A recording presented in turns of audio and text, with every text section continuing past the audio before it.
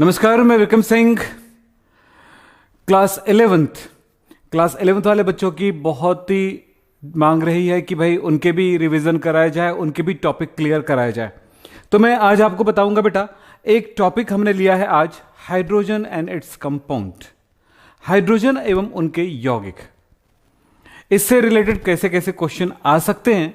तो सबसे पहली बात है कि इसकी टॉपिक, किस तरह के टॉपिक ज्यादा पूछे गए हैं, किस तरह की चीजें ज्यादा पूछी गई है, उनको देखें। इसमें मैं आपको बता दूं, हाइड्रोजन के बारे में पूछा जाता है, हाइड्रोजन की आवर्त सारणी में स्थान पूछा जाता है, और साथ में हाइड्रोजन बनाने की प्रयोगशाला विधि और भी जनरल मेथड पूछा जाता है, यानी सामान्य विधियां पूछी जाती है, रासायनिक गुण कुछ पूछे जाते हैं, और सबसे महत्वपूर्ण होता है इसके अंतर्गत कुछ कंपाउंड्स है, जैसे कि हाइड्रोजन के होते हैं हाइड्राइड्स, जिसमें है जल, हाइड्रोजन परऑक्साइड, इनको भी आपको एग्जाम में पूछा जाता है। तो इनसे रिलेटेड बातों को हम करेंगे। तो देखिए, आज की क्लास में हम रिवीजन कर देते हैं हाइड्रोजन के इंट्रोडक्शन पॉइंट, यानी हाइड्रोजन क्या है, हाइड्रोजन की आवर्त सारणी में स्थिति क्या है, हाइड्रोजन के समस्थानिक कौन कौन से हैं, और फिर इनके बनाने की विधि। थोड़ी स्पीड में चलेंगे पर जरूरी है, उन्हीं पॉइंट्स पे बात करेंगे। तो चलें, सब तैयार हैं? इसमें से कितने बच्चे हैं 11th वाले? सर 12th का क्या लिखे है? 12th का बंदा इसे पढ़ सकते हैं? बिल्कुल, 12th के बड़े बच्चे पढ़ो, क्योंकि ये मत सोचो कि 1 घंटा हम क्या कर भाई इधर उधर टाइम बर्बाद करोगे, उससे अच्छा है कि पढ़ाई करो। आपके लिए भी फायदेमंद होता है, क्योंकि अगर कुछ छोटी छोटी चीजों को अगर सीख जाते हो तो 12th में तो काम आएगा। ऐसा नहीं बोलूंगा कि 12th में एक क्वेश्चन आएगा, पर आपके लिए भी जरूरी है, तो ध्यान रखेंगे। और क्यों जरूरी है इसकी भी बताते हैं। अगर आपने 11th में नहीं पढ़ा होगा तो आप नीट का एग्जाम दिलाने वाले हैं, IIT JEE का एग्जाम दिलाने वाले हैं, या किसी दूसरे एग्जाम को दिलाने वाले हैं, तो ये टॉपिक तो आपके काम आएंगे ही आएंगे। तो लॉस क्या है बेटा? ज्ञान लेना कोई लॉस नहीं होता है, ज्ञान हमेशा फायदा देता है। तो चलिए स्टार्ट करते हैं। सबसे पहली बात, और यहां पर एक बात है, सफलता के लिए इंपॉर्टेंट टॉपिक क्या है? हाइड्रोजन का। और हाइड्रोजन से रिलेटेड मैंने एक लाइन लिखा है यहां पर, देखो, रसायन भी सरल होता है। देखो कितना इजी होता है रसायन, केमिस्ट्री कितनी इजी होती है। चलिए देखते हैं। बहुत सारे बच्चों के दिमाग में है ना कि यार नहीं दिमाग में आता है, कैसे पढ़ेंगे? तो देखिए, हाइड्रोजन के लिए कुछ जनरल नॉलेज दिमाग में रखो, क्योंकि ये भी क्वेश्चन आपके एग्जाम में आते हैं। जैसे कि हाइड्रोजन की खोज किसने किया था? हेनरी कैवेंडिश ने। कितने बच्चों को पता रहता है? जिन बच्चों को पता है वो लोग यस लिख सकते हो, लाइक का बटन दबा सकते हो, यस। और उन्होंने किया था 1766 में, 1766 में। इन्होंने क्या किया था? कैवेंडिश ने किया था कि आयरन पर तनु H2SO4 का रिएक्शन कराया था। उन्होंने आयरन पर H2SO4 का रिएक्शन कराया था, और देखो क्या बन गया? FeSO4 बन गया। ये Fe इसके साथ रिएक्शन कर गया और हाइड्रोजन को दान कर दिया, H2 गैस के रूप में निकल जाता है। इस तरह से उन्होंने सबसे पहले हाइड्रोजन प्राप्त किया था। इस गैस के बारे में स्टडी किया था किसने? हेनरी कैवेंडिश ने। फिर बातें आती है कि भाई हाइड्रोजन की क्या बात है? हाइड्रोजन क्या है, इसकी प्रकृति कैसी होती है? हाइड्रोजन दहनशील होता है, यानी कि ज्वलनशील होता है, जलती है। दहनशील वायु कहा जाता था उस टाइम पे, क्योंकि ज्वलनशील है। कंबस्टिबल एयर कहा जाता था, इन्फ्लेमेबल एयर कहा जाता है। तो ये हाइड्रोजन के और भी कुछ नाम हैं। चलें साहब, याद होते जा रहा है ना बेटा? एक एक करके याद कराते जा रहा हूं कुछ कुछ पॉइंट्स को। लेवोजियर ने इसका नाम रखा हाइड्रोजन। उन्होंने, कैवेंडिश ने इसको ज्वलनशील कहा, कंबस्टिबल एयर कहा, लेकिन लेवोजियर ने इसका नाम दिया हाइड्रोजन। क्यों दिया? क्योंकि हाइड्रोजन ऑक्सीजन से रिएक्शन करके, हाइड्रोजन एयर से रिएक्शन करके पानी बनाता था, यानी कि जल बनाने वाला, जल उत्पादक कहा गया इसे। तो इसे जल उत्पादक मान करके इसका नाम रखा गया हाइड्रोजन। Yes, hydrogen. हाइड्रो मतलब पानी, वाटर, जल, जन मतलब उत्पादक। हाइड्रोजन जल बनाने वाला गैस। हाइड्रोजन का आवर्त सारणी में क्या स्थान है? हाइड्रोजन आवर्त सारणी का प्रथम एवं सबसे हल्का तत्व होता है, यानी कि प्रकृति में जितने भी एलिमेंट्स हैं वो सारे एलिमेंट्स को हमने आवर्त सारणी में रखा है, पीरियोडिक टेबल में रखा है, आप सब जानते होंगे। उतने ही एलिमेंट्स हमने खोजे हैं अभी तक, और कुछ एलिमेंट्स को हमने कृत्रिम रूप से प्राप्त भी किए हैं। तो हाइड्रोजन यहां पर क्या, हाइड्रोजन एलिमेंट जो होता है 92, यानी कि यूरेनियम, यूरेनियम के बाद प्राप्त होने वाला एलिमेंट जो है 92 एटॉमिक नंबर से बाद में प्राप्त होने वाले एलिमेंट्स को कहा जाता है ट्रांस यूरेनियम, और वो कृत्रिम रूप से प्राप्त किया गया है, आर्टिफिशियली प्राप्त किया गया है। लेकिन उससे पहले वाले जो एलिमेंट है 92 से 118 118 तक के एलिमेंट ट्रांस यूरेनियम एलिमेंट्स हैं। लेकिन उससे पहले वाले एलिमेंट जो हैं वो नेचर में पाई जाती है, आप उसे देख भी सकते हो जहां आपको मौका मिले कभी देखने का तो, और हर तरह की चीजें, बहुत सारी चीजें तो आप खुद भी जानते हो। हाइड्रोजन गैस को वैसे भी देखो, लेकिन उसको महसूस करना पड़ेगा। ऑक्सीजन गैस आसपास है, फिर भी उसको महसूस करना पड़ेगा। लेकिन हाँ, उसको देखने का, पहचानने का कुछ तरीके होते हैं, उस आधार पर पहचान सकते हैं, लेबोरेटरी में पहचान सकते हैं। हम आपको कुछ विधियां बताएंगे, उसके आधार पर उसको पहचान सकते हैं। चलिए आगे चले, सारे एलिमेंट्स को देख सकते हैं आप। सोना, चांदी, लोहा तो जानते ही हैं, कॉपर जानते ही हैं। फिलहाल हाइड्रोजन का कुछ परिचय ले लें। सामान्य तौर पे हमें क्या जानना चाहिए हाइड्रोजन के बारे में? हाइड्रोजन का सिंबल है बेटा H। हाइड्रोजन को H से दर्शाते हो, इसका सिंबल है, संकेत है H। परमाणु भार है 1, हम ऊपर लिखते हैं। परमाणु क्रमांक है 1, हम इसे नीचे लिखते हैं। इलेक्ट्रॉनिक विन्यास, परमाणु क्रमांक यह है तो इलेक्ट्रॉनिक विन्यास होगा 1s1, या लिख सकते हैं 1। यह है इलेक्ट्रॉनिक विन्यास 1s1। संयोजकता कितनी होगी? अगर इसका ऑर्बिटल चेक किया जाए तो एक ही इलेक्ट्रॉन है, अर्धपूरित कक्षक 1 है, इसकी वैलेंसी है 1, संयोजकता 1। ये द्विपरमाणु के रूप में होते हैं, दो हाइड्रोजन परमाणु में आपस में सहसंयोजी बंध से जुड़े होते हैं, यानी कि H2 के रूप में होते हैं। ये होता है बाइमॉलिक्यूलर। अब इसके अणुभार जो है, अणुभार H2 का अणुभार क्या होगा? H2 का अणुभार होगा 2। तो यहां पर हम अगर एटॉमिक मास की बात करें तो रियल में 1 तो बोल देते हैं, राउंड फिगर नंबर है, राउंड ऑफ नंबर है, लेकिन ये होता है 1.008 U, या क्या बोलते हैं, एटॉमिक मास यूनिट। चलिए, समस्थानिक कौन से होते हैं? 3 होते हैं इसके आइसोटोप्स। आइसोटोप्स प्रोटियम, ड्यूटेरियम, ट्रेटियम, 3 समस्थानिक होते हैं। जैसे कि आप दिमाग में आ रहा है ना बेटा, सारी चीजें याद आ रही कि नहीं? और इसके अपर रूप यानी कि एलोट्रॉप होता है, एलोट्रॉप्स होते हैं इनके क्या, ortho hydrogen and para hydrogen. ये भी क्या होते हैं, ये भी इसके बारे में डिटेल होने वाले हैं, इनके बारे में बातचीत करेंगे। तो मुझे लगता है कि ये सारी बातें आपको पता है और याद भी हो गया, दोबारा रिमाइंड हो गया। यस जी, पीयूष, अनिल बेटा पढ़ाई कर रहा है, कैसा चल रहा है बताओ? हाँ जी, चलिए आगे चलते हैं, और भी पॉइंट्स हैं हमारे पास। हाइड्रोजन को आवर्त सारणी में क्या स्थान दिया गया है, कहां पे रखा गया है? हाइड्रोजन को आवर्त सारणी में किस जगह पे रखा गया है? अगर हम बुक की बात माने तो उसी की बात ही मानना पड़ेगा ना, कोई दूसरा तरीका तो नहीं है। मेरी बात माने तो मेरा बात मानना कोई जरूरी नहीं है, लेकिन मानना तो पड़ेगा, क्योंकि वही बात इंफॉर्मेशन के तौर पे मैं आपके एक माध्यम हूं, पुस्तक और आपके बीच का एक माध्यम, मैं गाइड हूं, तो आपको तो बताऊंगा ही मैं, तो मेरी बात तो मानना ही पड़ेगा, क्योंकि जब तक नहीं मानोगे तब तक पढ़ाई कैसे हो पाएगा बेटा? तो चलिए, तो बहुत सारी बातें इधर उधर की होती है, लेकिन अब आपको जो बोल रहा हूं उसको ध्यान से सुनिएगा। हाइड्रोजन को आवर्त सारणी में वैसे मूल रूप से 2 स्थानों पर रखा जा सकता है, उनके गुणों के आधार पर। वो ग्रुप है, ग्रुप नंबर 1 बीच में छोड़ दो, और 17, इसको कहा जाता है फर्स्ट ए ग्रुप, और कहा जाता है या 7A ग्रुप। इनमें से फर्स्ट ए ग्रुप में लिथियम, सोडियम, पोटेशियम, रुबिडियम, इनके साथ रखा जा सकता है लिथियम से ऊपर, या फिर फ्लोरीन, क्लोरीन, ब्रोमीन, आयोडीन के साथ रखा जा सकता है यहां पर। तो हाइड्रोजन को रखने की 2 स्थान मूल रूप से कहे गए हैं, लेकिन कहीं कहीं पे कुछ बुक्स में यह भी लिखा गया है कि इसको 14 ग्रुप में भी हम रख सकते हैं, क्योंकि इनसे भी कुछ समानताएं रखती हैं, लेकिन इतनी ज्यादा समानताएं नहीं रखती हैं। हाइड्रोजन की समानता इनसे बहुत ज्यादा मिलता है, उनसे भी बहुत ज्यादा मिलता है, इसलिए 2 जगहों पर रखा जा सकता है।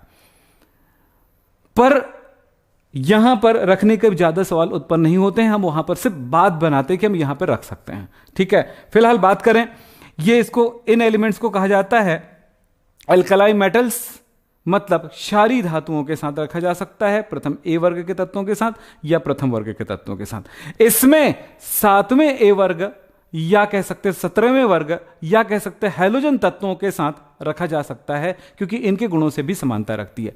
अब सवाल इतना कह देने से नहीं होगा, हां इसी कारण से हाइड्रोजन को कहा जाता है बेटा आवारा तत्व।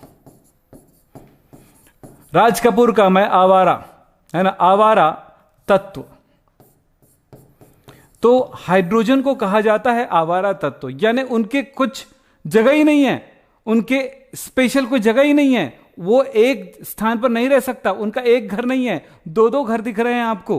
तो हाइड्रोजन को रखा जा सकता है प्रथम ए वर्ग में या 7वें ए वर्ग में, या दोनों जगहों पर रखा जा सकता है। लेकिन हां एक बात आपको फाइनली बता दूं, इनके इलेक्ट्रॉनिक, चूंकि आवर्त सारणी जो है आज के डेट में जो आवर्त सारणी बना हुआ है वो इलेक्ट्रॉनिक विन्यास के आधार पर बना हुआ है। अंतिम कोश में इलेक्ट्रॉन S1 में भरता है, इस कारण से इनको प्रथम ए वर्ग पे ज्यादा बेहतर तरह से हम रख सकते हैं, क्योंकि आज का आवर्त सारणी जिस कॉन्सेप्ट पे बना हुआ है वो है ऑर्बिटल्स के बेस पर बना हुआ है, इलेक्ट्रॉनिक कॉन्फ़िगरेशन के बेस पर बना हुआ है।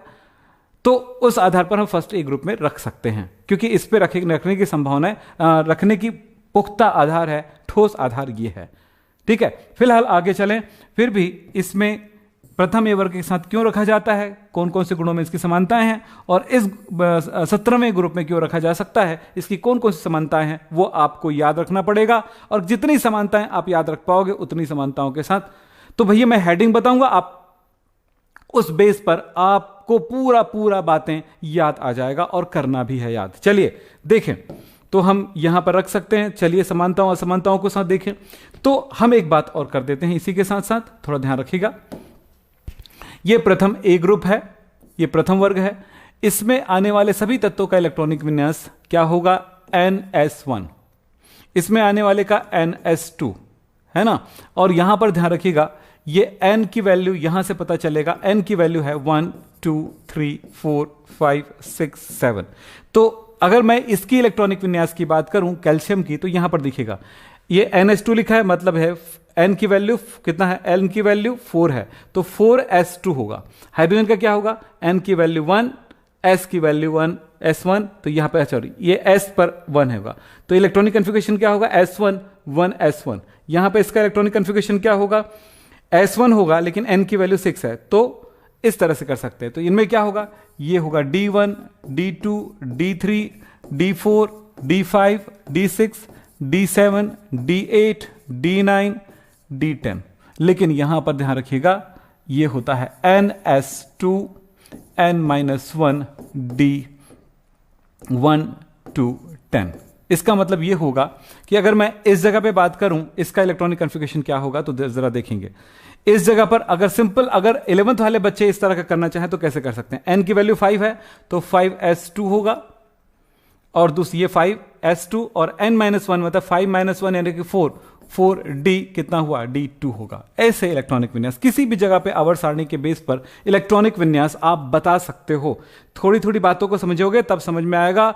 SP वर्मा जी ध्यान रखिएगा, ठीक है, थोड़ा सा ध्यान रखें। ये क्या होगा, ये होगा NS2 NP1, ये P2 P3 P4 P5 and P6 होता है इलेक्ट्रॉनिक विन्यास। फिलहाल आपको बता दें कि हाइड्रोजन को हम इस जगह पर मुख्य रूप से रख सकते हैं, क्योंकि इसका इलेक्ट्रॉनिक विन्यास हाइड्रोजन का होता है 1S1। लेकिन इस ग्रुप के साथ क्यों रखा जा सकता है और इस ग्रुप के साथ क्यों रखा जा सकता है, यह एग्जाम में क्वेश्चन आता है। क्वेश्चन आएगा एग्जाम में कि भाई हाइड्रोजन को प्रथम ए वर्ग में क्षारीय धातुओं के साथ क्यों रखा जा सकता है, तो मैं आपको कारण बताता हूं। तो चलिए देखें, ये प्रथम वर्ग में इन जगहों पर रखने की संभावनाएं है। चलिए क्यों रख सकते हैं इनको हम समझें एक एक करके, ध्यान दीजिएगा। पहली बात है इलेक्ट्रॉनिक विन्यास। प्रथम वर्ग के तत्वों का इलेक्ट्रॉनिक विन्यास होता है, क्या बताया था मैंने, NS1।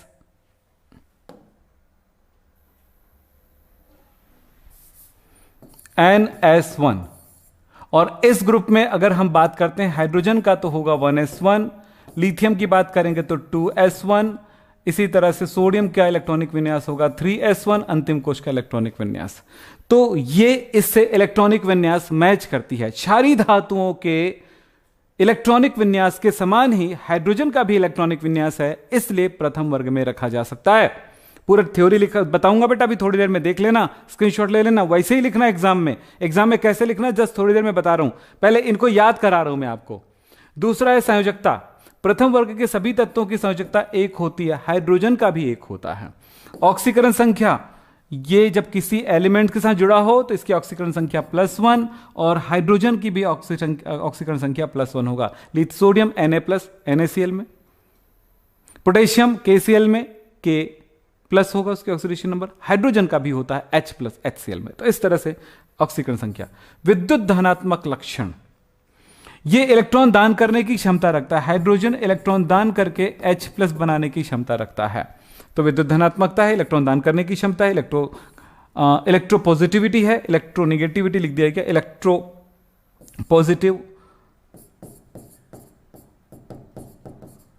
पॉजिटिव लक्षण है इसकी। फिर देखिए यहां पर है अधातु तत्वों के साथ संयोग करना, अधातुओं के साथ संयोग करना। हाइड्रोजन क्लोरीन से रिएक्शन करके HCl बनाता है, अधातु है, नॉन मेटल है। और इसी तरह से सोडियम भी तो बनाता है क्लोरीन के साथ रिएक्शन करके NaCl। तो यही बता रहा है कि जिस प्रकार से सोडियम अधातुओं से रिएक्शन करके लवण बनाता है, वैसे ही हाइड्रोजन भी अधातुओं से रिएक्शन करके लवण बना रहा है। कैथोड पर मुक्त होना, अगर इसका विद्युत अपघटन किया जाए इनके किसी लवण का, सोडियम, पोटेशियम, रुबिडियम, लिथियम के, तो ये जो है ये पॉजिटिव होता है, निगेटिव होता है। इसलिए क्या होगा, ये कैथोड निगेटिव इलेक्ट्रोड पर ही मुक्त होगा, यानी कैथोड पर मुक्त होगा। अगर HCl की बात करें, HCl का विद्युत अपघटन करें तो हाइड्रोजन कहां पर होगा, ये भी कैथोड पर ही मुक्त होगा। इस तरह से बहुत सारी चीजें याद हो जाती हैं। अब चाहे एक प्रकृति, ये हाइड्रोजन जो है, अगर मैं ये बोलूं कि भाई कॉपर है, कॉपर ऑक्साइड की मैं हाइड्रोजन से रिएक्शन करा दूं तो ये ऑक्सीजन को लेकर के H2 बना लेगा और कॉपर को मुक्त कर देगा। अलग कर दिया उसने, अपचयित कर दिया इसको। इसी तरह से अब आप बेटा रेडॉक्स तो पढ़े ही होगे और अपचयन क्या है ये जानते हो, तो मैं उस जगह पे ना जाके, क्योंकि वहां पर जाऊंगा तो अपचयन में खो जाएंगे, रिडक्शन में खो जाएंगे। ठीक है, फिलहाल वैसे ही CuO है, अगर मैं सोडियम के साथ इनको गर्म करूंगा तो सोडियम भी ऑक्सीजन ले करके कॉपर को अलग कर देगा। तो ये बात कह रहा है कि जिस प्रकार से सोडियम यानी एल्कलाइन मेटल यानी क्षारीय धातुएं, एल्कलाइन मेटल्स यानी क्षारीय धातुएं किसी ऑक्साइड को, धातु के ऑक्साइड को वो अपचयित कर देती है, वैसे ही यहां पर हाइड्रोजन भी ऐसे ही कर सकता है, यानी कि इनके साथ गुणों में काफी समानताएं हैं। चलिए अब आगे चलते हैं। इलेक्ट्रॉनिक, अब एक एक चीजों को स्पेशल हमने यहां पर समझाया, तो आप फटाफट स्क्रीनशॉट लेते जाइएगा ताकि आपके पास एक नोट्स बन जाए। एग्जाम में कैसे लिखना है, बच्चा पूछता है हमसे अक्सर, सर परीक्षा में मैं कैसे लिखूंगा आंसर, मुझे बता दीजिए। परीक्षा में कैसे लिखूंगा आंसर मुझे बता दीजिए। कितने बच्चे यही पूछते हैं, बताइए। अगर प्रश्न ये आया, सर कौन सा डे है, आज भैया शनिवार है यार, आपको पता होगा है ना, शनिवार है ना, सैटरडे है ना, क्यों गलत तो नहीं हूं मैं, आज सैटरडे है भाई। ठीक, चलिए। हां जी, मनीष कुमार पूछ रहे हैं, यदुवंशी, तो इधर उधर की बात करने से अच्छा भाई पढ़ाई पे ध्यान दें। ठीक है, अच्छा वो कह रहा है कि किस डे है, किस डे, यस चलो ठीक है, आप सबको किस डे, चलो ठीक है, मुबारक। ऐसे ऐसे क्यों पूछते हो भाई, पढ़ाई लिखाई पे ध्यान नहीं है क्या? चलो ठीक है यार, भाई किस करना भी जरूरी है अपनी लाइफ में, है ना, क्यों? चलो, तो जो भी डे है अच्छा डे है ना, सबसे ज्यादा आनंद करने वाला, आनंदित करने वाला डे है। ठीक है, तो चलो क्या लिखा हुआ है देखें आप, कैसे लिखेंगे आंसर, पूरा लिखा हुआ है। एक बच्चे ने बोला सर इंग्लिश में कैसे लिखेंगे, लिखा है मेरे भाई जी, तो देख लें। हाँ, रेडॉक्स का चैप्टर, रेडॉक्स का पढ़ा दिया हूं, और चाहेंगे तो और पढ़ा दूंगा, कोई टेंशन नहीं है, अभी देखते जाइए। चलिए, क्या बोला, आंसर कैसे लिखेंगे। अगर प्रश्न आया कि यहां पर प्रश्न हमारे पास है कि क्षारीय धातुओं के साथ कौन कौन सी समानताएं होती है हाइड्रोजन की, तो क्या लिखेंगे आप, क्या लिखोगे आप लिखोगे हाइड्रोजन, क्षारीय धातुओं की हाइड्रोजन के साथ समानताएं, ये सब है। इलेक्ट्रॉनिक विन्यास में समानताएं होती है, संयोजकता में, ऑक्सीकरण संख्या, विद्युत धनात्मकता, अधातु तत्वों के साथ संयोग करने की क्षमता होती है दोनों में, और इसी तरह से अपचायक प्रकृति दोनों में होती है। यानी कि ऐसे बोल सकते हो, जिस प्रकार से क्षारीय धातुओं की जिस प्रकार से लिखते समय क्या लिखोगे, इसको डिटेल कैसे करोगे, जिस प्रकार से क्षारीय धातुओं का इलेक्ट्रॉनिक, अंतिम कोश का इलेक्ट्रॉनिक विन्यास NS1 होता है, यानी कि इलेक्ट्रॉनिक विन्यास अंतिम इलेक्ट्रॉन s कक्षक में भरता, s ऑर्बिटल में भरता है और एक इलेक्ट्रॉन रहता है उसमें, उसी प्रकार से हाइड्रोजन भी इसी तरह की इलेक्ट्रॉनिक विन्यास रखती है। जैसे कि अगर मैं लिथियम की बात करूं तो 3 1s2 2s1 अंतिम कोश का इलेक्ट्रॉनिक विन्यास। अगर मैं सोडियम की बात करूं atomic number 11 1s2 2s2 2p6 3s1, तो इस तरह से। तो हाइड्रोजन का भी इलेक्ट्रॉनिक विन्यास देखिएगा 1s1। तो लिखने का तरीका क्या होगा, इसका आंसर लिखने का तरीका ऐसा होगा ना, क्षारीय धातुओं के समान हाइड्रोजन के इलेक्ट्रॉनिक विन्यास में वाह्यतम कोश में केवल एक इलेक्ट्रॉन होता है। देखिए लिथियम अंतिम कोश में एक इलेक्ट्रॉन, सोडियम अंतिम कोश में एक इलेक्ट्रॉन, हाइड्रोजन अंतिम कोश पहला ही ऊर्जा स्तर होता है, एक इलेक्ट्रॉन होता है। बिल्कुल सही है, बिल्कुल लाइक कर दीजिएगा सब। बहुत सारे बच्चों ने किस भी भेज दिए, मैं भी भेज दूंगा, मैंने भी भेज दिया, चलिए। और बहुत सारे बच्चों ने गुलाब भी भेज दिए, मैंने स्वीकार कर लिया सबका, ठीक है। चलो बेटा पढ़ाई पे भी ध्यान दो, मजे भी लो, है ना, चलो ठीक है। और बहुत सारे बच्चों ने प्रणाम भी लिखा है, तो बेटा आप सबको मेरा आशीर्वाद, और आप जिंदगी में बहुत तरक्की करें, ठीक है। चलिए एक बच्चा पूछ रहा है रेडॉक्स का 8वां चैप्टर और उसका लिंक पूछ रहे हैं, तो लिंक तो ऐसे नहीं बता पाऊंगा बेटा। आप लिंक कैसे हम हमारे चैनल को खोल सकते हैं, कैसे हम देख सकते हैं, ये अगर आप देखना है तो नीचे डिस्क्रिप्शन बॉक्स में मैंने एक वीडियो बनाया है कि हमारे चैनल के वीडियोस कैसे खोल सकते हैं, वहां पे बताया गया। वो उस वीडियो को ठीक से देखिए, आपको चैनल ओपन करने आ जाएगा। जो चैप्टर पढ़ना है, जिस टॉपिक से पढ़ना है, वो आपको खोलने आ जाएगा, वहां पर बताया गया है। फिलहाल अब देखें तो इस तरह से ऐसे लिखना है आंसर। संयोजकता, हाइड्रोजन और क्षारीय धातुओं दोनों का संयोजकता कितनी होती है, एक होती है। मतलब इसमें भी समानताएं हैं, इसमें भी समानताएं हैं, ठीक है। वाह्यतम कोश में कितना, एक इलेक्ट्रॉन होने के कारण इसकी संयोजकता एक होती है। जैसे हाइड्रोजन का बोले तो इलेक्ट्रॉनिक विन्यास 1, लिथियम का बोले तो ये 2 1, तो अंतिम कोश में एक इलेक्ट्रॉन दान करके अष्टक पूर्ण कर सकता है, ये वाला, ये और ये, तो दोनों की संयोजकता एक है, एक इलेक्ट्रॉन दान करने की क्षमता दोनों में है। चलिए ऑक्सीकरण अवस्था, दोनों के अंतिम कोश से इलेक्ट्रॉन दान करने की क्षमता के आधार पर ये दोनों, देखो इसके ऑक्सीडेशन नंबर, हमारे पास ऐसे कंपाउंड है हाइड्रोजन HCl, तो इसमें हाइड्रोजन का H+1 ऑक्सीडेशन नंबर, LiCl बनता है तो +1 ऑक्सीडेशन नंबर लिथियम का, तो ये ऑक्सीकरण संख्या +1 दर्शाता है। यानी कि अगर हम बात करें तो हाइड्रोजन एक इलेक्ट्रॉन दान करके H+ बनाता है, ऐसे ही लिथियम भी एक इलेक्ट्रॉन दान करके क्या करता है, Li+ बनाता है, यही लिखना है। सोडियम इलेक्ट्रॉन, अच्छा यहां पे नहीं लिखेंगे ना कुछ, तो सोडियम एक इलेक्ट्रॉन दान करके क्या बनाता है भाई, Na+ बनाता है। बिल्कुल ठीक है बेटा, बिल्कुल आसान है, इसको याद रख पाना। चले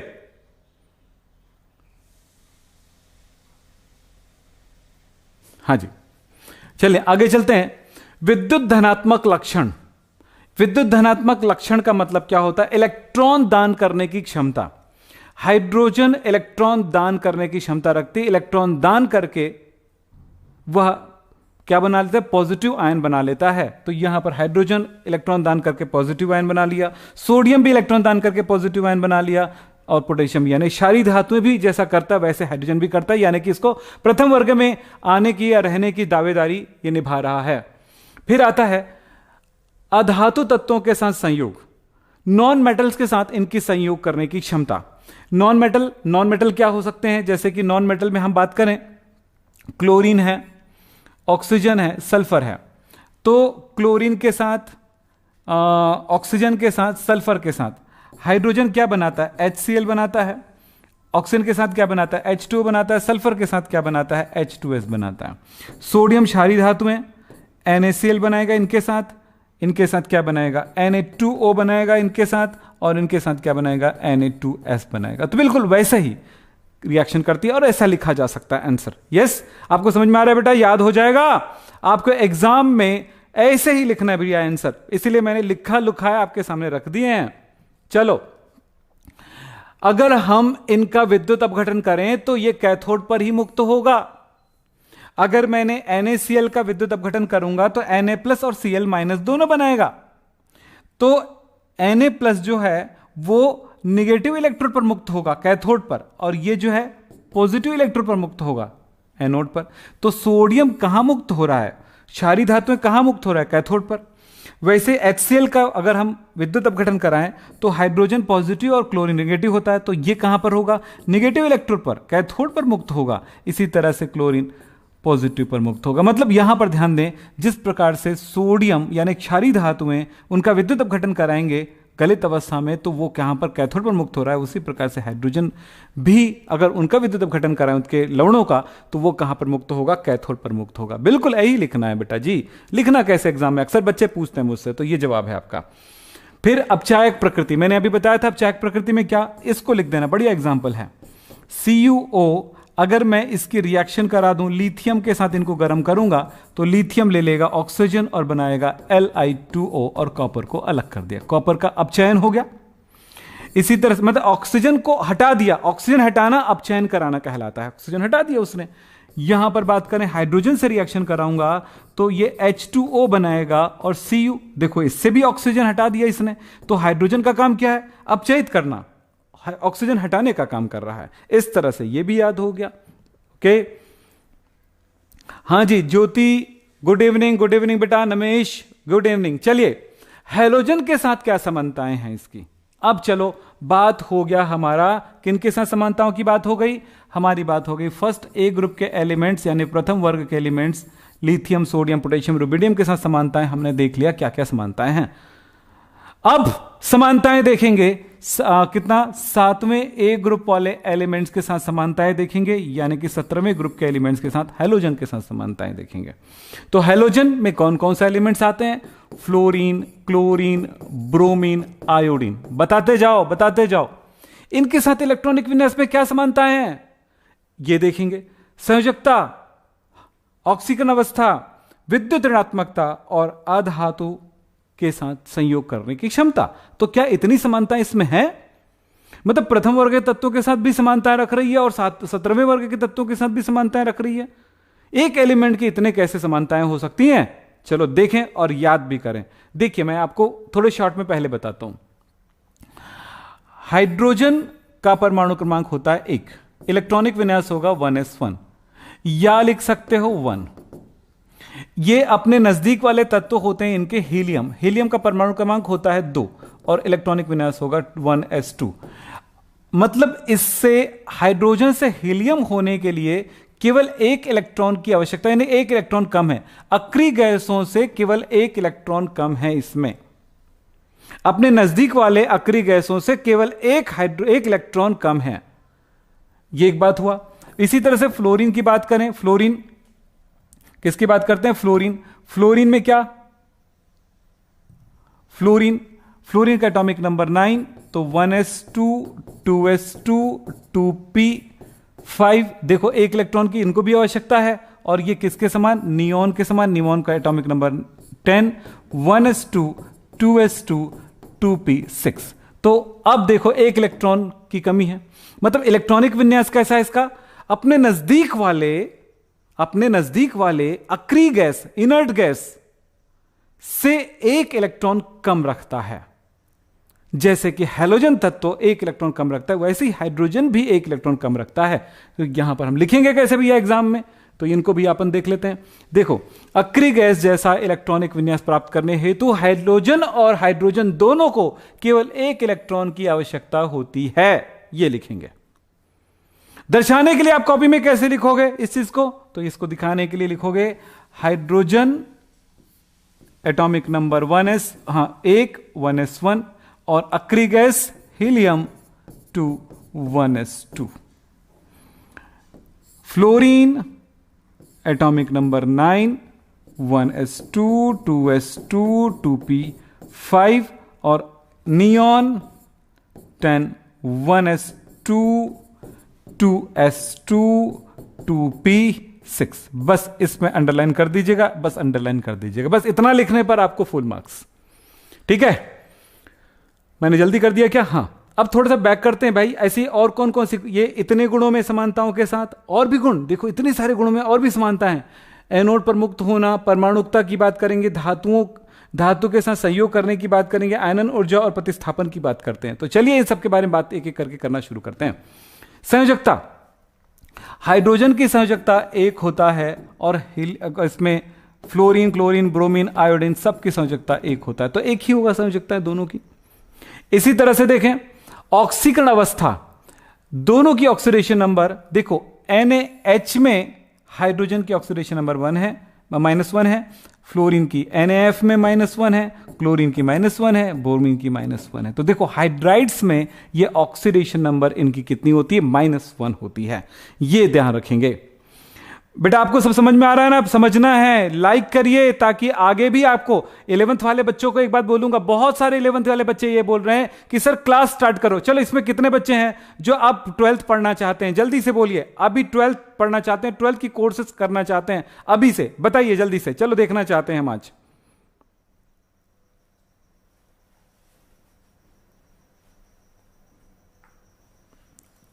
सतीश पूछ रहे हैं डिनर हुआ आपका? क्यों पेट भरा लग रहा है क्या मेरा? ज्यादा फूला फूला लग रहा है क्या? नहीं भैया, ये नेचुरल है ना?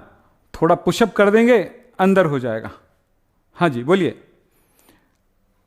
पानी का सूत्र H2O की जगह OH2 क्यों नहीं? बताता हूं जस्ट। यस सर, 12th की पढ़ाई चलेंगे। अब बताओ बेटा 11th की पढ़ाई कर रहा हूं कि 12th का? चलो जल्दी से बताना ना। ए लिखना 11th या ए भी नहीं, चलो 11th की पढ़ाई कराएं कि 12th की पढ़ाई कराएं? बताइए। अगर आप बोलोगे 12th की पढ़ाई कराएं तो हम एक काम करेंगे आपके लिए, 12th ही पढ़ा देंगे भाई। हम तो पढ़ाने वाले टीचर हैं यार, आपको जिस चीज की डिमांड है वही कराएंगे भाई।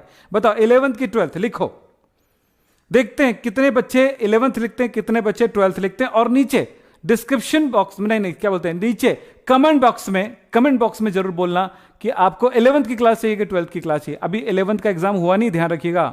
11th का एग्जाम हुआ नहीं है, 11th की जरूरत है आपको। अगर नहीं है कोई प्रॉब्लम नहीं, 12th कर देंगे। आप जैसा चाहो, क्या चाहते हो वो बोलो। चलो मैं लिख देता हूं यहां पे, इसमें से ABCD को चुनिएगा। चलो देख लेते हैं। बहुत सारे बच्चे अभी कमेंट कर रहे हैं, चैटिंग कर रहे हैं, तो मैं पूछ रहा हूं क्या आपको ए है 11th की क्लास, 11th क्लास चाहिए या B 12th की क्लास चाहिए या C 11th एग्जाम प्रिपरेशन करना है, तैयारी करना है, या यहां पर है D है कि D है कि उपरोक्त सभी, ऊपर सभी। क्योंकि यहां पर उपरोक्त सभी में हम कोई जवाब नहीं दे पाएंगे आपको, इससे अच्छा है कि उपरोक्त सभी ना लिखें, हम कुछ और कर देते हैं इसमें। चलिए हम इसमें कुछ और कर देते हैं बेटा, कुछ और कर देते हैं। इसमें लिख देते हैं डी में आप जवाब दीजिएगा क्लास 11, क्लास 12th। अब ये बोल रहे हैं कि 11th, नहीं ये नहीं बोलूंगा मैं, यहां पे वो बोलूंगा ये, हाँ जी 12th की तैयारी ज्यादा जरूरी है। चलिए अब यहां पर कंफ्यूजन होगा कि मैं इसको लिखूं कि इसको लिखूं ना, तो आप अपनी मर्जी से जोड़ डालना चाहें। तो मैं ये समझना चाहता हूं कि 11 चाहिए कि 11 ए या सी। 11 चाहेंगे जो ए और सी की तरफ जाएंगे, क्या क्या आप चाहिए आप जरूर इसका बताना और मुझे कमेंट बॉक्स में बताना। देखिए बताते देखते पढ़ते जाते हैं। सी लिखा है कुछ बच्चों ने, डी, हाँ जी ए की बात तो हुई नहीं है, हाँ जी बी क्या लिखा है, ए कुछ बच्चों ने लिखा है, बी देख लो बेटा आप ही लोगों की डिमांड है, वही उसी पे काम करेंगे ना, आप जो चाहोगे उसी पे डिमांड पे बात करेंगे। आपके लिए ये वाला मैं एक बार डाल दूंगा, क्या बोलते हैं उसको, पोलिंग करा दूंगा, चुनाव करवा लूंगा, आप बता दीजिएगा। अभी मुझे पता चल रहा है, यस हाँ जी कुछ बच्चों ने 10वीं भी लिखा है, 10th की भी बात करते हैं। हाँ भाई 10th बहुत जरूरी है, प्राइम हैप क्लासेस में देना है मुझे। अभी मैं कुछ दिनों तक बाहर था कुछ काम से, तो इसलिए नहीं दे पाया था। चलिए बोलिए क्या क्या जवाब है? ज्यादा है डी भी है, बी भी है, बी यानी 12th। ए तो बिल्कुल आया ही नहीं है, ए तो बिल्कुल आया नहीं है, बी आया है ज्यादा, और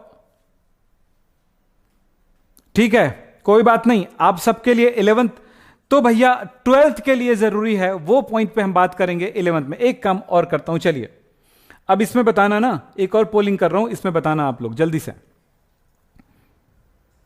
इसमें बताना।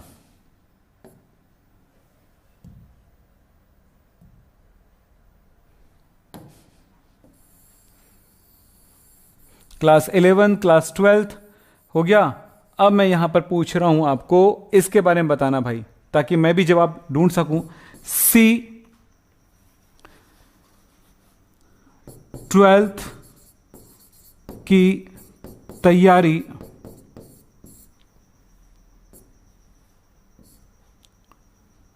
स्टार्ट करना है, 12th की तैयारी स्टार्ट करना है, ठीक है। 11th की आवश्यकता नहीं है।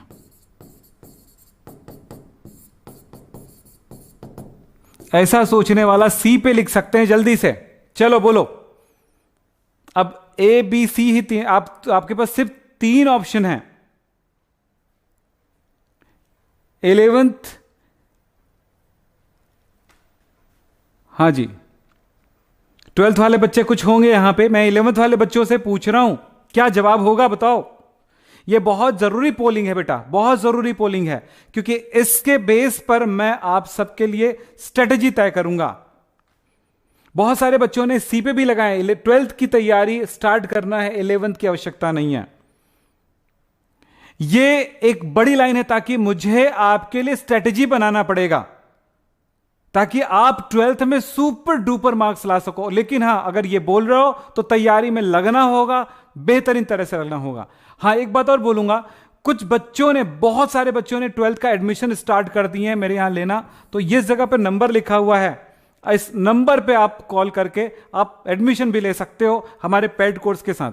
इस साल कोरोना तो है ही नहीं है, तो हमारे ऑफलाइन वाले बच्चे भी यहां बहरे रहेंगे, उन्हीं के साथ आपके पास होगा क्लास मेरा direct live class. Direct live का मतलब यह होता है कि जो बच्चे ऑफलाइन में पढ़ाई कर रहे हैं मेरे पास, जैसा ऑफलाइन में पढ़ते हैं वैसे ही आप लोगों को भी क्लास दिया जाएगा, सेम टू सेम। मतलब इन बच्चों के साथ जो क्लास लूंगा, उसी क्लास को आप तक ब्रॉडकास्ट करूंगा, आप तक पहुंचाऊंगा। यह मेरा वादा है आपको इस साल, क्योंकि पिछले साल तो हमने सोचा था ऐसे ही करने के लिए डायरेक्ट लाइव क्लास, लेकिन हुआ क्या, अब सबको पता है, कोरोना आ गया। और कोरोना आया, कोविड-19 आया, तो सारे स्कूल, सारे ट्यूशन सब ऑफलाइन बंद हो गया। इसी कारण से आपको डायरेक्ट लाइव क्लास का फायदा नहीं मिला। लेकिन जो बच्चे थे मेरे पास, उनने उससे भी बेहतर पढ़ाई किए हैं, ये मैं बता दूं। जो बच्चा, इसमें से कई बच्चों ने पेड कोर्स के साथ मेरे साथ ज्वाइन हुए थे, उन्होंने पढ़ा है बहुत बढ़िया तरह से, बहुत अच्छे से। तो ये बात मैं कह रहा था, ध्यान रखिएगा। तो आप हमारे डायरेक्ट लाइव क्लास के साथ आ सकते हैं और हमसे ज्वाइन हो सकते हैं, और हमारा नंबर आपको नीचे मिलेगा, और यहां पर जाकर के 12th के एडमिशन ले लो बेटा। अब भी बहुत बढ़िया चांस है, और आपके लिए अदर सब्जेक्ट की भी हम तैयारी शुरू कर दिए हैं। हां, हमारे पढ़ाने में एक ही चीज है कि हर बच्चा सीखे, यह हमारा उद्देश्य है, और आप सब भी इस बात को जानते हैं। सरलता से सीखोगे, अच्छे से सीखोगे। फिलहाल आपने पोलिंग कर दिए हैं, ये मुझे और एक पोलिंग डाल दूंगा, और तो उसमें आप लोगों का परसेंटेज आ जाएगा, कौन से बच्चे किस परसेंटेज में काम कर रहे हैं। तो चलिए, या चाहते हैं, क्या चाहते हैं, तो वो मुझे मिल जाएगा। 1 मिनट, फिर आगे की पढ़ाई कराऊंगा। जस्ट थोड़ी देर रुक जाइए, जस्ट।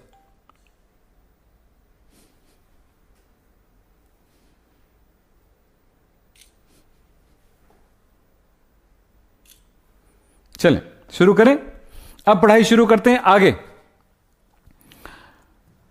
हाँ जी, विद्युत ऋणात्मक प्रकृति। विद्युत ऋणात्मक प्रकृति का मतलब होता है कि जैसे फ्लोरीन इलेक्ट्रॉन ग्रहण करके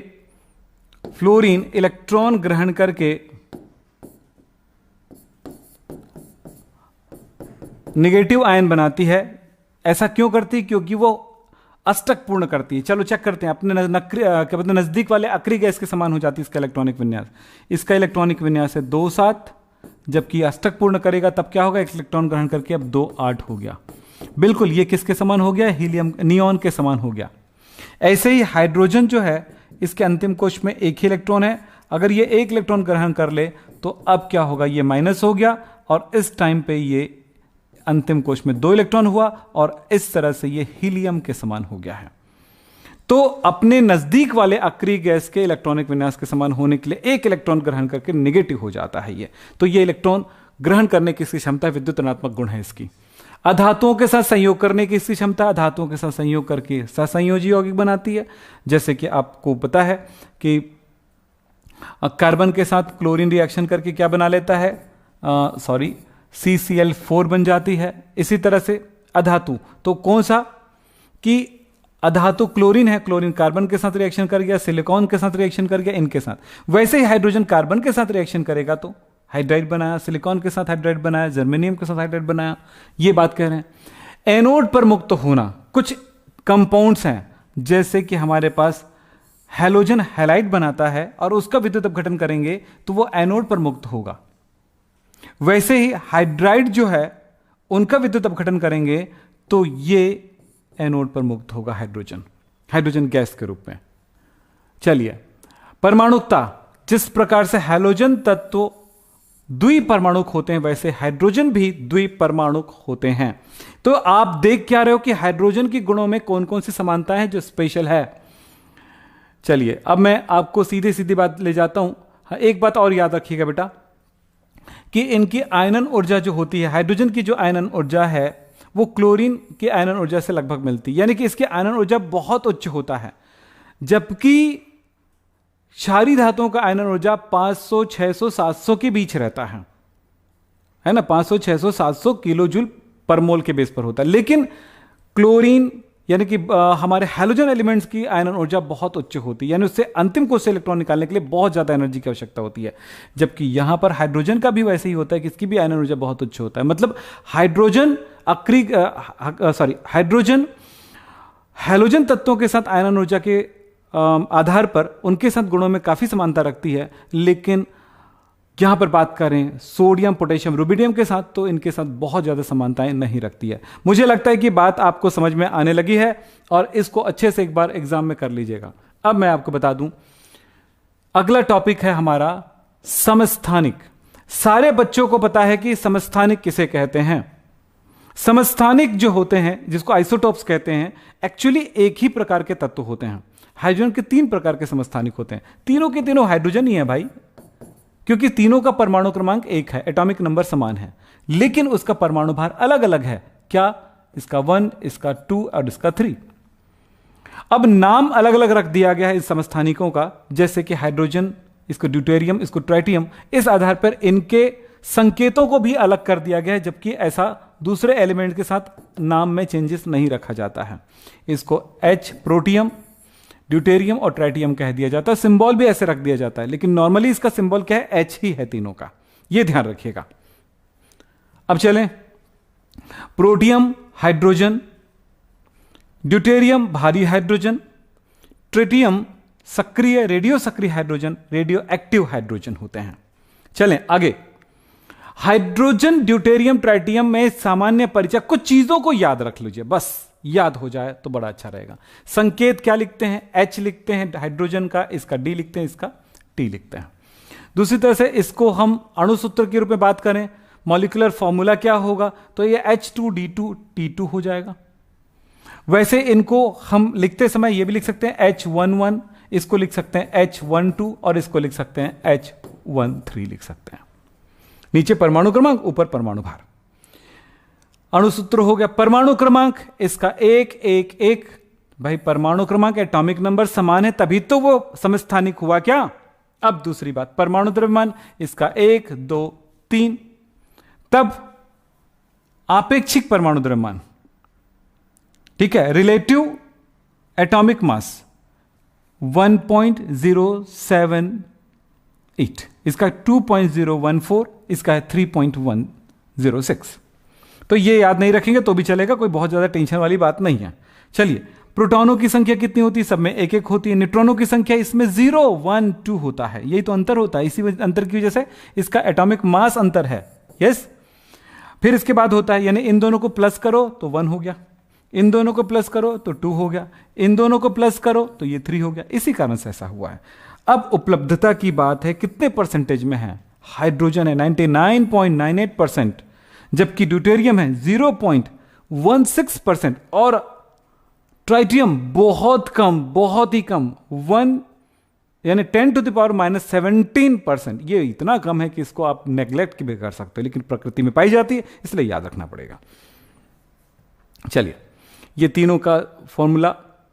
अब ये सब बातें हम करते हुए नहीं करते हुए हम बोलेंगे अब हाइड्रोजन बनाने की विधियां कितने बच्चों को सीखना है ये बताइए, कितने बच्चों को जानना है? अगर जानना है तो इसके वीडियो अवेलेबल है हमारे चैनल में, अब जाकर के जरूर देखिएगा। हाइड्रोजन बनाने की विधि हमारे चैनल में अवेलेबल है, आप जाके जरूर देखिएगा। अगर हमारे वीडियो देखने नहीं आता है या चैनल में से वीडियो ओपन करने नहीं आता है तो आपको कहेंगे डिस्क्रिप्शन बॉक्स में जाइएगा, एक पहला वीडियो दिया गया है कि पूरे वीडियो को, ऑल वीडियोस हम कैसे देखें विक्रम सिंह चैनल से, तो आपको वो एक वीडियो बताएगा, उस वीडियो को देख करके आप हमारे चैनल के सारे वीडियोस ओपन कर सकते हैं। तो कुछ बच्चे नए होंगे, कुछ बच्चे पुराने हैं। कितने बच्चे नए हैं बताइए? सर हम 0 पर हैं, अब क्या 0 से कवर हो जाएगा एग्जाम तक? बिल्कुल नहीं।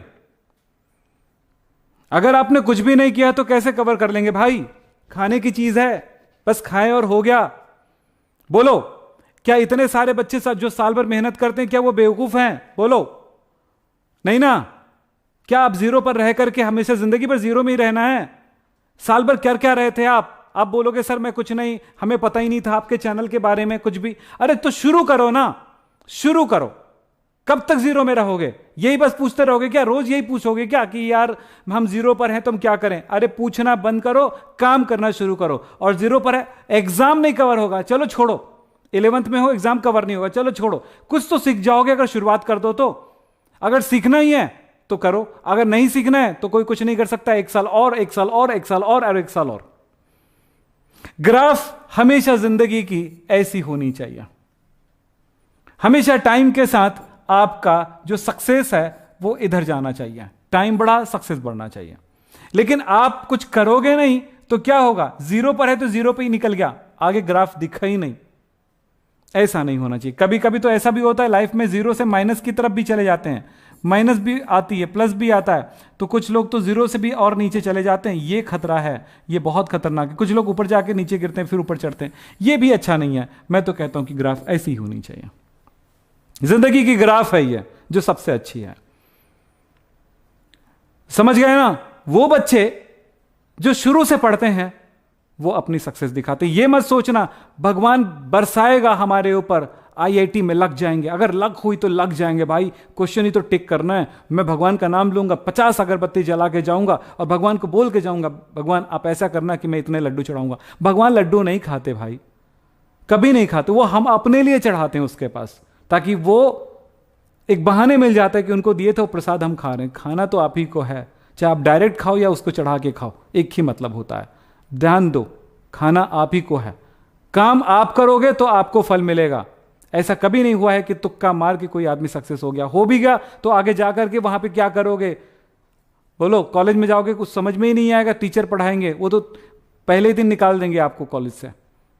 समझ रहे हो? एडमिशन हो जाना कोई सक्सेस नहीं होता है। याद रखना, सक्सेस वो होता है जिसमें हम अपने रास्ते ऐसे चलते हैं। तो पढ़ना पड़ेगा पहले दिन। अगर आपने सपना देख लिया तो पहले दिन से आगे बढ़ना पड़ेगा। चलिए साहब, बहुत सारी बात है। सर आपका ऑफलाइन कोचिंग कहां है? ऑफलाइन में मत आओ भाई, बहुत महंगा पड़ता है। ऑफलाइन में आओगे तुमको यहां पर आके रहने खाने पीने का ही खर्चा इतना हो जाएगा जितना मैं फीस आपसे नहीं लूंगा। ठीक है? तो समझ रहे हो ना? तो ऑफलाइन से बेस्ट है, क्योंकि ऑफलाइन में क्या होगा, 1 घंटा मेरे पास क्लास लोगे, उसके बाद जाकर के अपने घर में सोचोगे ना तो कुछ याद नहीं आएगा। क्यों? क्योंकि वो चीजें हट जाती हैं। लेकिन ऑनलाइन में क्या होता है, जो मैंने अब भी पढ़ा है, जितनी सारी चीजें, उन सारी चीजों को दोबारा एक बार ऐसी स्पीड खोल लो, आपके दिमाग में पूरा बैठ जाएगा सर ने क्या क्या पढ़ाया है।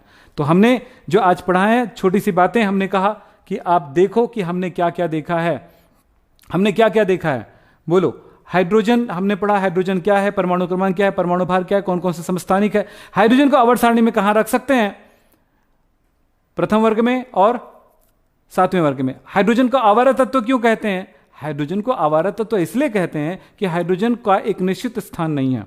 हाइड्रोजन का आवर्त सारणी में कोई निश्चित स्थान नहीं है। उनको उनके गुणों के आधार पर हम प्रथम ए वर्ग में और 7वें ए वर्ग में रख सकते हैं, यानी कि उसकी निश्चित पोजीशन नहीं बता पाए हैं, इसलिए इनको आवारा तत्व कहते हैं। कभी इधर कभी उधर लुढ़कता रहता है, ऐसी बातें। ठीक है। तो अच्छा, एक बच्चे ने लिखा है कि सर H2O को H2O क्यों नहीं लिखते। चलिए इसका जवाब दे देता हूं मैं आपको। इसका जवाब एक ही है, हम ऐसा क्यों लिखते हैं, ऐसा क्यों नहीं लिखते, लिखते हैं ऐसा क्यों नहीं लिखते। इसका कारण है, मैं कारण आपको बता देता हूं, सिंपल सा कारण है। इसका कारण है कि इलेक्ट्रोनिगेटिविटी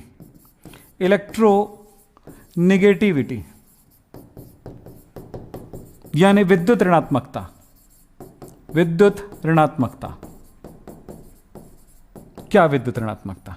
विद्युत ऋणात्मकता हाइड्रोजन की तुलना में ऑक्सीजन का ज्यादा होता है। इस कारण से अगर हम यहां पर तुलना करें तो हाइड्रोजन यहां पर पॉजिटिव नेचर रख रही है और ऑक्सीजन नेगेटिव नेचर रख रही है, क्योंकि इसकी विद्युत ऋणात्मकता अधिक है। हमेशा कोई भी फॉर्मूला लिखा जाता है तो सूत्र में हमेशा धन वाला भाग पहले लिखा जाता है, धन, फिर उसके बाद ऋण वाला पार्ट लिखा जाता है। इसीलिए हाइड्रोजन चूंकि पॉजिटिव है इसलिए पहले लिखा जाएगा और ऑक्सीजन नेगेटिव है इसलिए उसको बाद में लिखा जाएगा। चूंकि इनकी वैलेंसी के अनुसार दो हाइड्रोजन और एक ऑक्सीजन मिलकर के बनता है, इसलिए ये लिखते हैं। जवाब मिल गया कि नहीं मिल गया, बोलो। कारण समझ में आया? शॉर्ट में लिख दिया पूरी बातें। इलेक्ट्रोनेगेटिविटी इसका कारण है। जो धनात्मक होगा उसको पहले लिखेंगे, धनात्मक उसको कहां लिखेंगे, पहले लिखेंगे, लेफ्ट हैंड साइड लिखेंगे, ऋणात्मक को राइट हैंड साइड लिखेंगे। ये इसका कारण है। और कुछ? सर आपका हमारे जिला खुशीनगर में बहुत तारीफें होती है। थैंक यू बेटा, थैंक यू, थैंक यू। आमी हेल्प कह रहे हैं कि सर आपके हमारे जिला में बहुत तारीफें होती। बेटा मुझे बहुत खुशी है इस बात का कि आप लोगों ने मुझे दिल से लिए हैं। मैं इतना बड़ा इंसान नहीं हूं बेटा जितना आप मुझे दिल से लेते हो, और जिस तरह से आप मुझे प्यार करते हो उसी तरह से मैं पढ़ाने की कोशिश करता हूं। आपके डिमांड पर ही मैं सारी चीजें रखता हूं, ठीक है। आप बोलो 12th पढ़ाना, 12th पढ़ाऊंगा, 11th बोलो 11th पढ़ाऊंगा, आप जो बोलो, क्योंकि आपकी खुशी, आपकी सक्सेस मेरे लिए बहुत जरूरी है। पंकज यादव कह रहे हैं सर आप कहां से हो सर, आप कहां से हो सर, आप कहां से हो सर। अरे उन्होंने बहुत पूछा। बेटा मैं इसी देश से हूं, इसी दुनिया का हूं। जिस दिन आप मुझसे मिलने आओगे या जिस दिन मैं आपकी तरफ जाऊंगा उस दिन बताऊंगा मैं आप ही के आसपास का हूं, ठीक है। बिल्कुल आपकी जैसा बोलता हूं, आप ही की जैसा हूं बेटा, देख लो, ठीक है जी। और कोई? हाँ जी, और कोई? हाँ जी,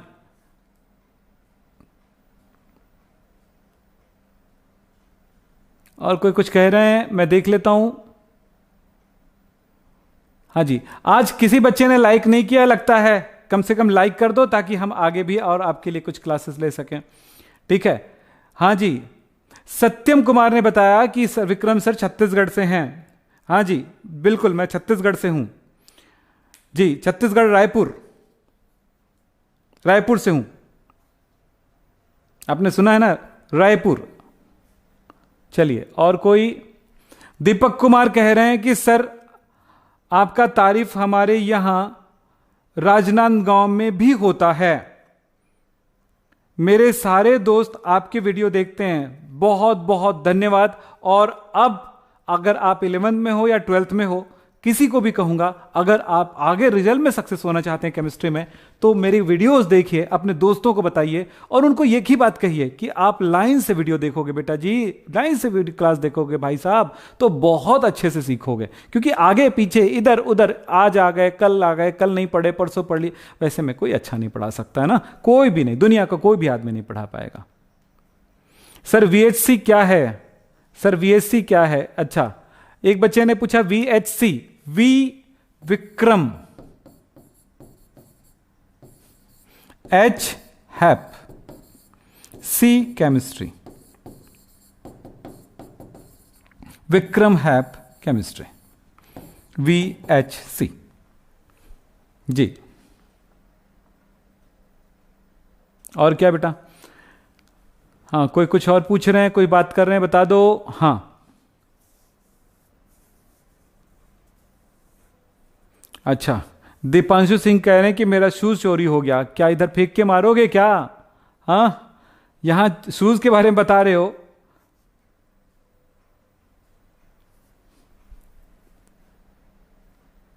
सर नोट्स कैसे बनाएं, PDF प्रोवाइड करें? बेटा देखो मैंने लिखा है आपके लिए, देखो मैंने नोट्स कैसे लिखा है, देखो ये लिखा है, ऑक्सीकरण अवस्था, चलिए आपको मैं दिखाता हूं, ये लिखा है, देखो देखो। अगर आप अपने हाथ से जब नहीं लिखोगे ना, कितनों भी बेहतर आप नोट्स बना लो बेटा जी, या कितनों भी नोट्स खरीद लो आप, आपके पास सबसे बढ़िया नोट्स बुक होता है, मार्केट में 40-50 रुपए मिलने वाला क्वेश्चन बैंक होता है, लेकिन उसको कभी आपने लिखा ही नहीं ना कॉपी में, कहां से आप उसको अपने दिमाग में बिठाओगे। एक समय ऐसे आएगा जब इन वीडियोस को देखते हुए इसके थोड़ी पॉज कर लीजिए, जब मैंने पढ़ाया उसके बाद, अब देखो लिखा हुआ आपके पास आ गया नोट्स, लिखा हुआ हाइड्रोजन का इंट्रोडक्शन, परिचय, खोज, हेनरी कैवेंडिश आपने लिखा, 1766 लिखा आपने, आपके दिमाग में बैठ गया। कैवेंडिश ने क्या लिखा, आयरन पर, आयरन का तनु H2SO4 से रिएक्शन कराया, मैंने नीचे रिएक्शन भी लिखा था, क्या लिखा था, Fe, क्या लिखा था मैंने, Fe प्लस H2SO4 डाइल्यूट तनु, फिर लिखा मैंने FeSO4। और जब आप अपनी कॉपी में लिखोगे ना, आधे घंटे बाद देखना अपनी कॉपी, आपकी कॉपी नोट्स बन गई होगी। ये सबसे सुंदर नोट्स होता है जब आप खुद अपने हाथों से लिखते हो, टीचर के द्वारा पढ़ाई गई बातों को जब अपने हाथों से लिखोगे ना, तब बेहतर कर पाओगे।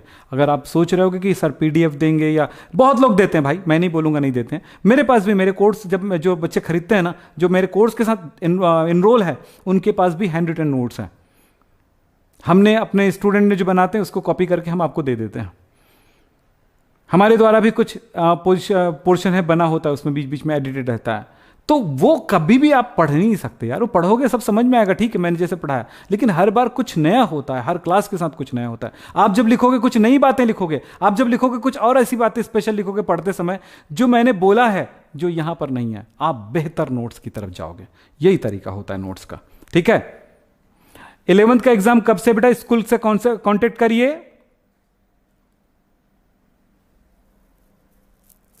पंकज बोल रहे हैं कि सर आपने इतना अच्छा केमिस्ट्री पढ़ाना कहां से सीखे। बेटा मेरे टीचर हैं, आप लोग हो, आप लोगों से सीखा मैंने बहुत कुछ।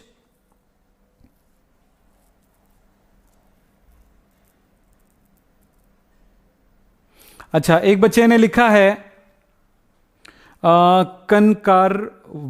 कंकरवाद लिखा है, सर आप दौसा डिस्ट्रिक्ट में बहुत फेमस हो सर। थैंक यू बेटा, थैंक यू। मैं दौसा डिस्ट्रिक्ट आऊंगा, हाँ फिर मुझसे मिलना जरूर आप लोग। दौसा डिस्ट्रिक्ट बिल्कुल मैं आऊंगा, दौसा डिस्ट्रिक्ट आप मुझे मिलना सब। राजनांदगांव भी आऊंगा, मिलना बेटा, कुछ ही दिनों में राजनांदगांव पहुंच जाऊंगा। आप लोग कौन कौन स्टूडेंट हैं बिल्कुल मिलिएगा।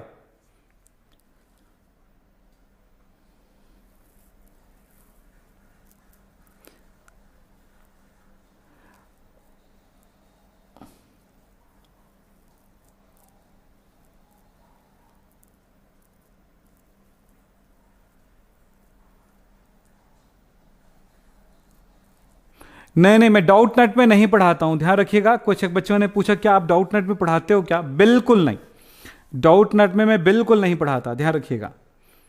डाउट नेट में मैंने आपको सिर्फ बताया था कि वहां से कुछ डाउट पूछ सकते हो, लेकिन वहां पर डाउट नेट में मैं बिल्कुल नहीं पढ़ाता, ध्यान रखिएगा।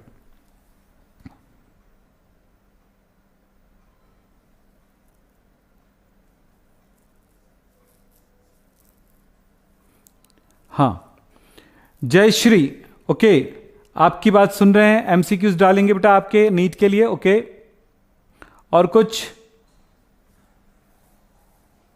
सर स्टूडियो दिखाइए, क्या करोगे बेटा स्टूडियो देख के। स्टूडियो होता है, कैमरा लगा होता है, पीछे बोर्ड है, हम सामने खड़े हुए हैं और सामने स्क्रीन लगी होती है। स्क्रीन में आप लोगों का चैटिंग जो आते रहते हैं, जिसके जवाब देते रहते हैं, इसको क्या करोगे आप लोग, है ना। ये इसकी जरूरत नहीं है आपको।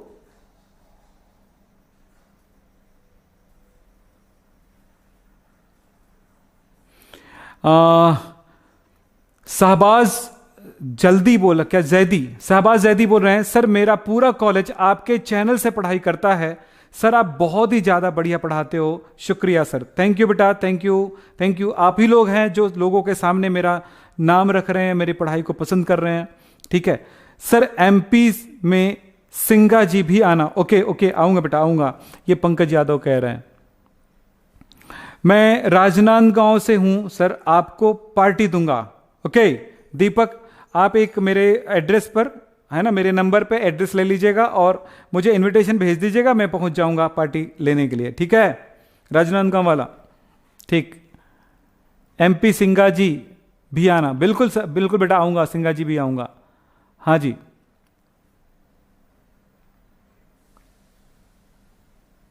मैं YouTube में बताऊंगा मैं कहां आ रहा हूं, है ना, उस दिन आप लोग सब मिलने आइएगा जरूर। तो चलिए बेटा, बहुत ज्यादा टाइम हो चुका है, तो हम आगे की बात करने वाले हैं। एक चीज कि भाई आप लोग एक बात और पढ़ के रखिए, यही सब नोट्स ऐसे बनाते हैं ना, बहुत बढ़िया नोट्स बनता है। एक काम और बोलूंगा, उस पर ध्यान दीजिएगा, वो है ये देखो, दिखा रू ना, ये हाइड्रोजन बनाने की प्रयोगशाला विधि, आप इसको देख लीजिएगा। मैं शॉर्ट में बता दे खत्म करता हूं इसको। हाइड्रोजन को सॉरी कैसे बनाएंगे, एक कोनिकल फ्लास्क लेंगे, इस तरह का फ्लास्क होता है, कोन जैसा रहता है। ये मेरे पास रखा भी है, यहीं पे रखा है, मैं दिखा देता हूं, ये दिखेगा शायद, ये देखो दिख रहा है, ये दिख रहा है, ये देखो यहां पे दिखेगा ब्लू कलर के पास, ये दिख रहा है, ये कांच है, मतलब ये कोनिकल फ्लास्क है। इसी कोनिकल फ्लास्क में हम डाल देते हैं कुछ जिंक के टुकड़े, जिंक धातु के टुकड़े डाल देते हैं, और जिंक धातु के टुकड़े डालने के बाद उसमें तनु सल्फ्यूरिक एसिड डाल देंगे। क्या डाल देंगे? तनु सल्फ्यूरिक एसिड डाल देंगे, है ना, डाइल्यूट सल्फ्यूरिक एसिड डाल देंगे। जिंक के टुकड़े हमने डाल दिए, ये जिंक है, और डाइल्यूट सल्फ्यूरिक एसिड इस थिसिल कीप की सहायता से डाल देते हैं। ये कीप है, ये जो लगा हुआ है, और ये कॉर्क है, ठीक है, कॉर्क है, इसमें जिंक और डाइल्यूट H2SO4 डाल देंगे। इनकी रिएक्शन होगा, इनके साथ मिल गया तो जिंक सल्फेट बन गया, और बड़ी तेजी से हाइड्रोजन गैस निकलने लगती है। तो हाइड्रोजन गैस जो निकलता है, इस हाइड्रोजन गैस को इस क्या लिखे, इस ट्रफ से में गुजारते हैं, और ये गैस जार होता है। इस गैस जार में पानी भरा रहता है पूरी तरह से, ये पानी है, आप देख रहे हो पानी भरा हुआ है। जैसे पानी यहां पर गैस निकलेगा और इस पानी को पूरा भरा रहता है पानी, फिर धीरे धीरे हटते जाती है, यहां पर गैस, हाइड्रोजन गैस इकट्ठे हो जाता है और ये नीचे आने लगती है। तो इस तरह से हाइड्रोजन गैस हमें प्राप्त हो जाता है। बिल्कुल सिंपल सा एक प्रयोग है। इस प्रयोग को हम करके भी दिखा सकते हैं, और एक वीडियो में मैंने बना के भी दिया है, उसको आप जरूर देख सकते हैं। तो चलिए, गाजीपुर में, ठीक है, संगम नगरी में आपका हार्दिक स्वागत है, संदीप कह रहे हैं, सुल्तान कह रहे हैं, थैंक यू बेटा जी। कब होगी 10th की क्लास? तो हो सकता है मैं कल ले लूँ या परसों लूँगा। फिर प्राइम क्लास, संगम नगरी, ठीक है। ब्लूप्रिंट के हिसाब से पढ़ना बेटा। ब्लूप्रिंट क्या है, एक क्वेश्चन है मेरा, मुझे आप सबसे मुझे जानना है, आप बताइएगा मुझे, आप सबसे सीखना चाहूंगा ब्लूप्रिंट क्या है। ब्लूप्रिंट में रहता है कि इस साल के एग्जाम पेपर में इस चैप्टर से क्वेश्चन आएंगे। क्वेश्चन का टाइप कौन कौन सा होगा, कितने मार्क्स का क्वेश्चन किस चैप्टर से आएगा, और कितने क्वेश्चन आएगा। मतलब अगर एक एग्जांपल ले लेते हैं कि चैप्टर नंबर 1 से ऑब्जेक्टिव क्वेश्चन 1 आएगा, एक ऑब्जेक्टिव क्वेश्चन आएगा, 2 मार्क्स क्वेश्चन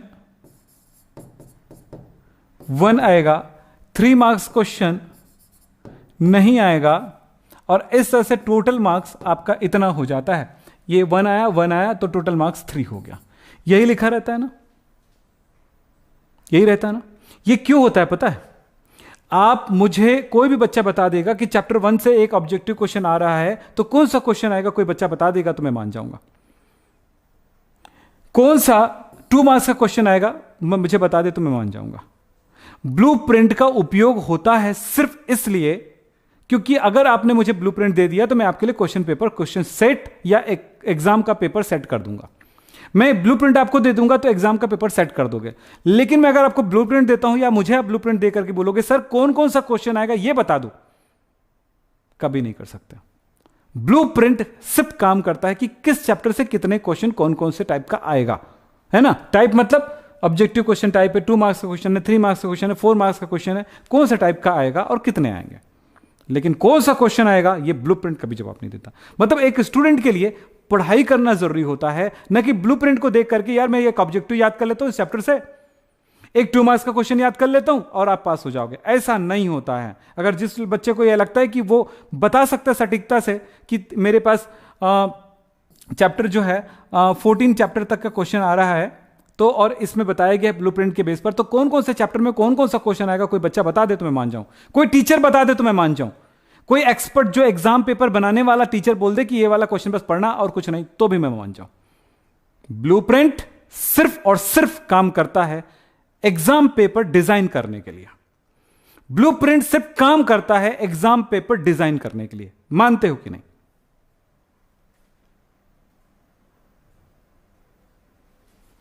बोलो।